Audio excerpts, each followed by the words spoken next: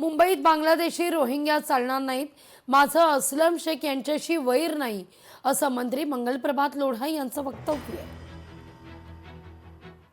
नक्की कारवाई करावी. जे रोहिंग्या बांगलादेशी आहे ते नको, आणि रोहिंग्या बांगलादेशी यांनी जे जमीन कब्जेमध्ये केलेली आहे ते पण आपण रिकामी करून घेऊ. मी यावेळी नेहमी कलेक्टरचे बरोबर बसून, परवा पण आमची मोठी मीटिंग होती कलेक्टर ऑफिसमध्ये. महानगरपालिकेचे अधिकारी होते, पोलीस अधिकारी पण होते, आणि त्यामध्ये 100 एकर जमीन पूर्ण सबर्बन मुंबईमध्ये टार्गेट करून मार्क करून तिथे जमीन कसा रिकामी करायची. तर त्यापूर्वी ते जमीनचा उपयोग काय, तिथे खेळण्याच्या मैदान होणार आहे, स्किल सेंटर होणार आहे, हॉस्पिटल होणार आहे, गार्डन होणार आहे, स्पोर्ट्स कॉम्प्लेक्स होणार आहे, काय होणार आहे ते पूर्वी ठरवून त्याची व्यवस्था करून संस्था उभी करून किंवा सरकारने पाहिजे तर सरकारने देऊ. लोकशाही मराठी ऐका, पहा, जागरूक रहा.